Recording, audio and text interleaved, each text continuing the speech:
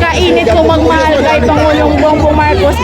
Simula noon, talaga naman, red na red hanggang ngayon. No, shoutout from San Carlos City, Solid BBM.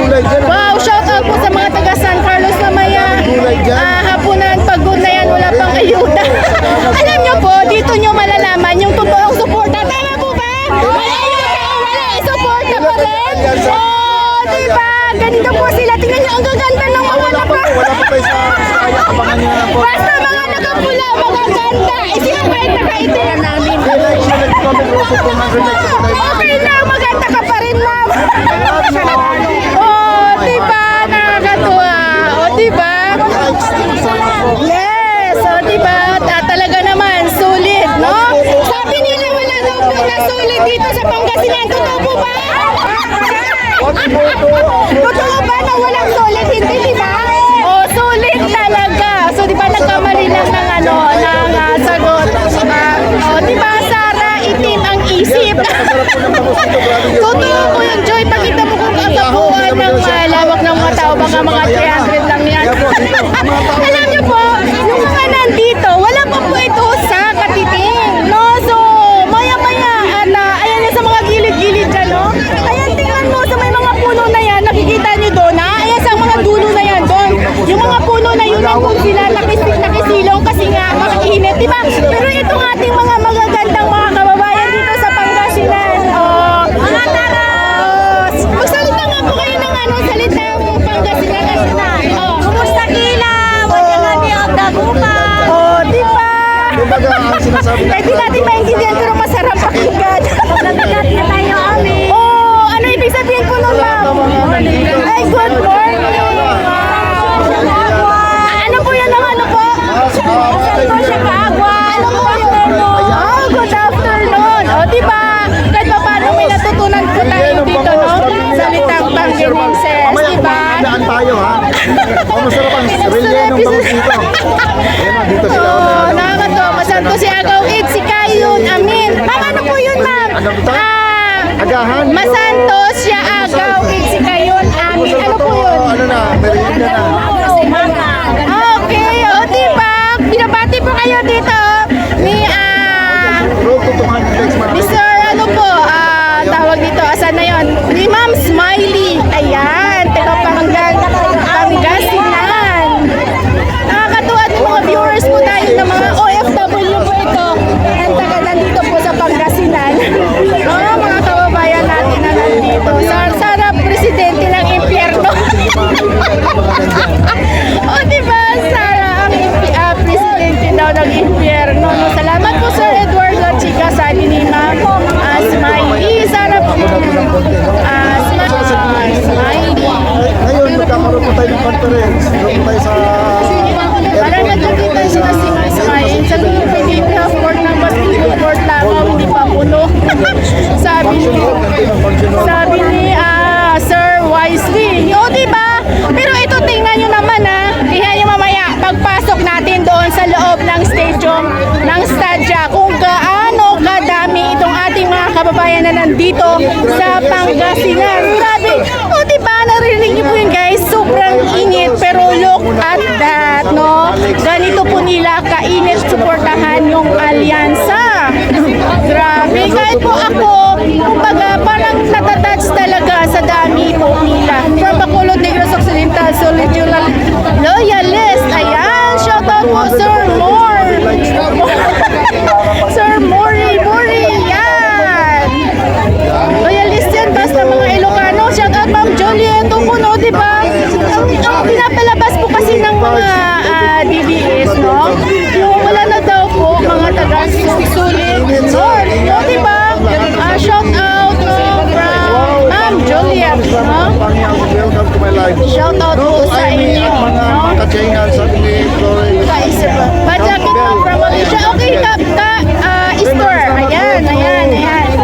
Guys, Ayan na, mainit-init pa ang jacket ni ka-store. Ayan. guys, huwag po natin kalimutan sa balota. Ayan sa PBBM, no? Shoutout, no? Atay, huwag po natin Ma'am Shaera, vlog kapsat. Uy, may salita na naman tayo na matutunan ngayon, no?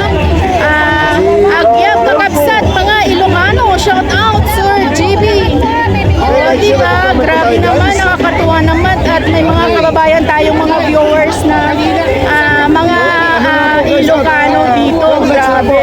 Flex na ang kulang natin. Mag-ingat kayo at napakainit. Opo, Ma'am Norma. No, grabe ang init. Kaya sa mga gustong pumunta po dito, like that. Ay, thank you, Ma'am Virgie.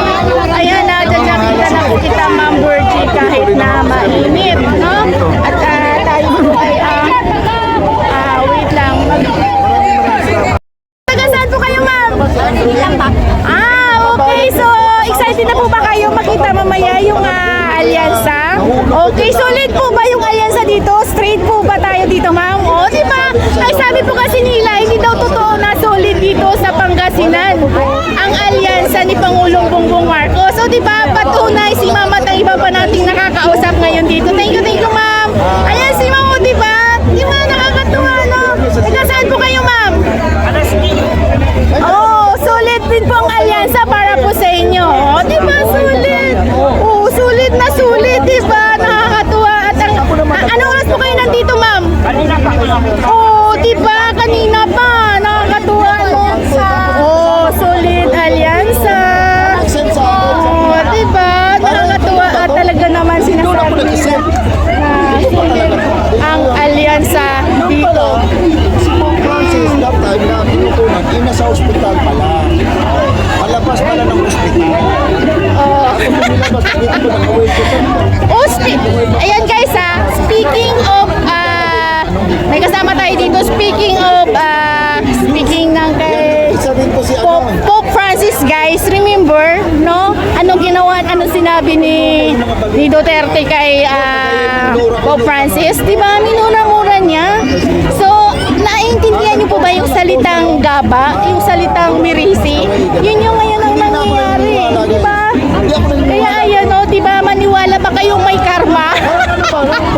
Na hindi natutulog ang Panginoon para sa mga taong gumagawa ng maganda para sa bansa at sa mga taong hindi gumagawa ng maganda sa kanilang kapwa na wala namang ginagawang masama, lalo na kay Pope Francis, no, na isang Santo Papa ay siniraan, no, ni Duterte, di ba? Support straight. Alam niyo po ba, guys, no, wag tayo buboto sa walang alam na gagawin para sa Senado, yung uupo-upo lang doon, iikot-ikot ng silya, mangyangya, no, yan yung mga ka-team ng mga Duterte, no, para sa kanilang interest. Doon po tayo sa alyansa ni Pangulong Bongbong Marcos na may nagawa na at may magagawa pa para sa bansa, no, para sa bansa Pilipinas. Wag sa pansariling interest. Diba? Yung pusa, baka matapakan yun. Asa nandito pa ba yun? Ako, pag natapakan yun, iiyak yun, no? Gaming, Samlam, Newsab, Sir Ruby Bean. Wow, thank you, sir. Shout out po sa inyo. At ayan po, no, kahit na mainit, ay lalagyan po kita ng jacket. Yan. Thank you, sir. Bulag sila sa katotohanan, ma'am, kaya panay sila paninira. Totoo po yan, di ba? Bulag talaga sila sa paninira, kaya nila, bulag sila sa katotohanan, kaya nila ginagawa yung ganong klaseng paninira. No, na dapat nga, mag-make up, na po tayo, make up our mind, no? Kailangan maging marunong po tayo, no? Isa-isa, yun, kilalanin talaga natin yung bawat kandidato na ating inuboto. Yung talagang may malasakit, may pagmamahal para sa bansa, hindi yung nangungurakot, no? Nagnanakaw, no? So sino kaya yung totoong magnanakaw, no?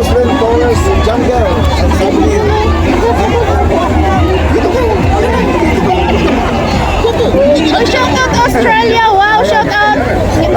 Si Ma'am Golda! Ayan! So, jacket na natin si Ma'am Golda kahit na mainit. Ayan, diba? Siyempre, alam niyo naman tayong mga pro-admin ay wala tayong ugaling nananakit ng ating kapwa kahit na sinira, diba? Ano pa rin natin, kumbaga, i-understood na lang natin yan sila kahit na minsan hindi mo makaya eh. Parang hindi mo ma-take na may ganung klaseng ano, may ganung klaseng ugali, no? Na isa kang nagtatrabaho sa gobyerno para dapat sa mamamayang Pilipino, ay ang gusto ay gawin siyang reyna, hari, o gano'n, no? Dapat ay ano, magtrabaho para sa bansa, hindi para sa kita. Okay lang naman na kumita siya sa sweldo niya, pero yung magnakaw ng kaban ng bayan, hindi, ayaw natin ng gano'n. Pera po natin yan, galing sa taksyon. Tingnan mo yung ginagawa ni Pangulong Bongbong Marcos. Ang daming mga tinatayong rice mill para sa magsasaka. No, may mga geothermal na siyang itinatayo na mga, alam mo ba yun, yung parang subsidy sa mga kuryente na, ano tawag doon? Solar. No, sa Laguna at sa, dito rin, banda sa Pangasinan, pero hindi po natin, ano kasi, nag-inaugurate si PBBM, hindi po tayo nakasama. No?